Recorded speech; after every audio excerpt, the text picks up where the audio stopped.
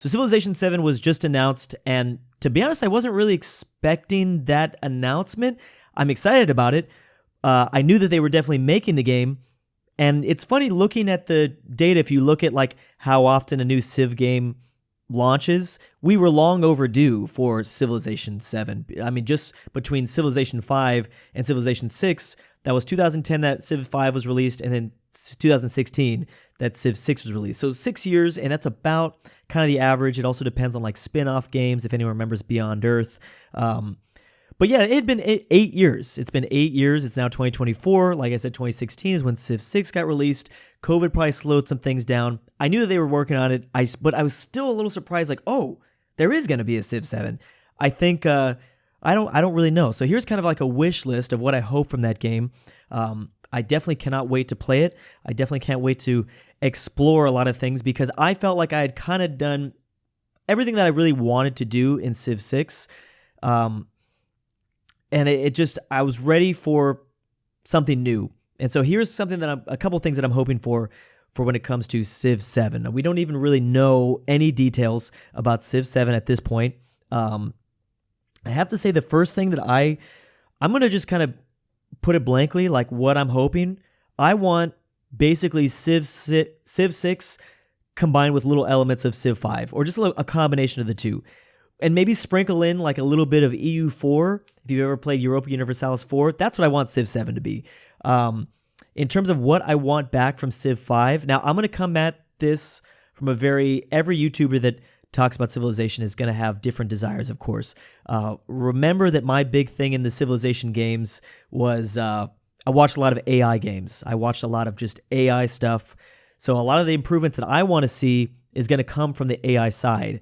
Now, of course, when Civ 7 does freshly release and when it's day one, I'm not expecting the AI to be that great. That's just how strategy games go. It's going to take some tuning for a while. But I hope to eventually, I would like I want Civ 7 to eventually get to that Civ 5 AI. I am on the record for saying this many times that Civ 5 had way better AI-only battles versus Civ 6. Actually, the Civ 6 AI was really painful to watch, and that's kind of why I thought they had the whole revolutions mechanic kind of take place, because the AI just was not able to take over cities. I mean they were, but not at the way that they were doing it in Civ 5. That's why I think they had like the culture swapping, like they would just switch cities, kind of, if you want to say peacefully, quote unquote, because they had to do it like that because it was difficult. It was much more difficult because of the way, the Civ 6 encampments worked and the way they spread it out cities, and you needed to be a little bit smarter when it came to sieging the cities, and AI just wasn't ready. The AI has, like I said, they had a lot of trouble doing that in Civ 6, so I don't really know how you would tackle that problem, but I'm just saying that I want to see the AI militarily be able to conquest more cities like from Civ 5. That's the biggest thing that I want them to take. In terms of graphics, I expect us to go to more of a probably back to more of a realistic style. In 2016 when Civilization 6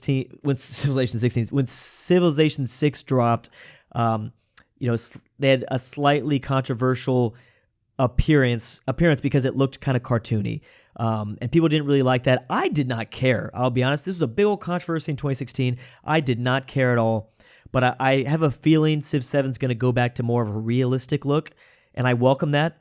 I think that would be pretty interesting. I think a quote that I read once that a lot of people need to keep in mind when it comes to the Civilization franchise, the Sid Meier's Civilization franchise, we're talking it's a history theme park game.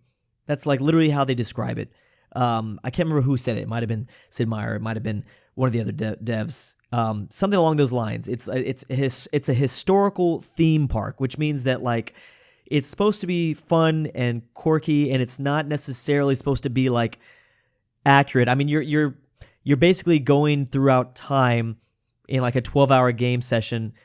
Starting from the caveman era to like the modern era and futuristic eras. Of course, you're gonna have cavemen defeat helicopter units. You know what I mean? Like, it kind of needs to be a little bit fun. This is not a Paradox game. I think that's something to keep in mind, because I know a lot of, Paradox players are going to be coming into the Civilization game franchise again, and just important that, the hyper realism has never really been a thing in the Civ franchise. Well, maybe I shouldn't say hyper realism. It depends on what aspect you're talking about from the game series, but just something to keep in mind. It's supposed to be fun and theme park like, because the ideas here are a little bit crazy. You're gonna have caveman units again fighting sometimes giant death robots, for instance. So that's going to be an interesting aspect, how they decide to tackle that. I think it's interesting to see the way different Civ games come about, the concept of 4X, especially when it comes to Civ 7. There's been so many new, like Millennium, Humankind. There's been a lot of other game studios and strategy game companies have tried to tackle the concept of 4X in a Civilization style. So I hope that Firaxis definitely looks at that. I think it's interesting that they all haven't really been that successful, but I hope Firaxis definitely looks at that, still picks at a couple of things that they thought worked, and brings that over into the game. At the end of the day, Civilization is always going to win this war. I don't think anyone's going to be able to beat the Civ franchise it's literally running on 30 years of nostalgia at this point. I mean, it's been around for so long.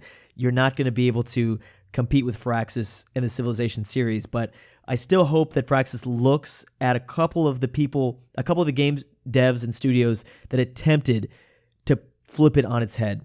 I think some of the problem that those companies did is they made it kind of overly complicated. I hope that Firaxis doesn't necessarily go in that route. I think the beautiful thing about kind of all the Civilization games is it's easy to jump into and then hard to master, especially in the very beginning. The game in the beginning is supposed to be very simple. You're literally just leading a tribe of human beings, and then every era you enter into, the medieval times, the Renaissance, the modern era, it obviously gets more and more complicated.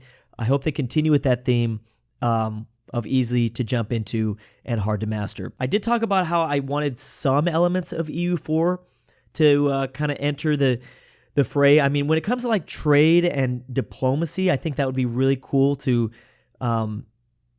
make it, have a little bit more fun with it when it comes to trade, maritime trade, land trade, and diplomatic things you can ask for the AI. Trade, in terms of trade routes, and then obviously like direct trade is kind of what I'm talking about here. I'll be honest though, I do just want to see a lot of elements from Civ 5 return to Civ 7. When it comes to, I think we're going to escape the hexagons? No, I think we're going to stay with hexagons. That might be, I actually feel like I could be wrong about that. We definitely could move away from hexagons. I wonder if it's going to be a globe. Will we finally escape the flat maps? That's a hard one to say. I mean, even Paradox is a little bit timid when it comes to escaping the globe. Or maybe if we could have like two different map viewings. You see a globe and a flat map, different map modes and things like that. That would be, I don't know if Firaxis would go with a straight up globe as the only way you can play the game, but it would be really interesting.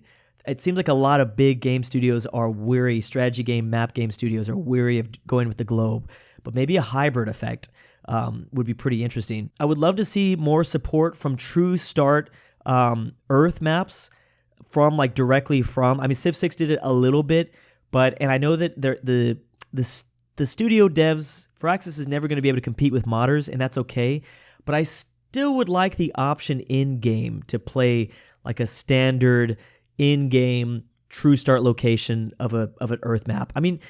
It's clearly super popular on YouTube. Those are my most successful videos, is just putting every Civ in where they're supposed to be on an Earth map. I would love to see that. I don't know if they're going to give that to us on day one, maybe with time.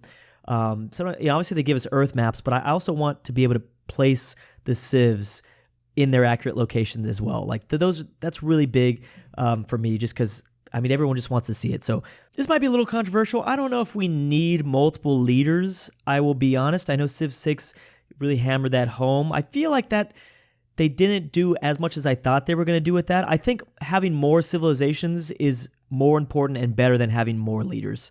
I'm going to be real. I think it's just like, I mean, we'll see, but I kind of like the way the older games functioned where it's like, hey, in this game, in Civ 5, it's Ramses II in Egypt. That's who the leader is in this game. If you want a different leader, you got to wait for Civ 6. And then we got Cleopatra. And they kind of went back and forth. I kind of like that personally. I know that that's a little controversial because some people love certain Civs and they wanted to see certain leaders. But I don't know. I do miss that old school style of like, hey, George Washington is leading, America in this game. That's just how it is. Or Abraham Lincoln is leading the USA in this game. That's just how it is. It was a fun concept to switch the leaders up, but I didn't think it was really that needed. I don't really care if that comes back in Civ 7. But then again, it also depends on how they're going to do it. Maybe they do it in a different style, and I like that a little bit more in Civ 7, and that would make all the difference. I just didn't really, care. I feel like the hype was I was much less interested when new DLC dropped, when it was just a new leader, a new Civ leader, than a new Civ. A new Civ is big because, there's all these new things that come with it. There's the leader bonus, the civilization bonus, the unique unit, the unique whatever tile or building that they can build. All that stuff was just way more exciting. I'd rather you put in as many new nations. I'm also biased though because I liked to put new civilizations on my giant Earth maps rather than different leaders. That was less interesting, I thought, to me and to the audience when it came to like AI-only battles and things like that. But anyways, this was just a random quick list I thought of off the top of my head. We don't have any information about it, but let me know down below what you really want to see from Civ 7. Are you excited for Civ 7? What do you want to see from Civ 7? Are there other features from past Civilization games or past just games in general in terms of the strategy field that you'd like to see? But let me know down below. Thanks for watching.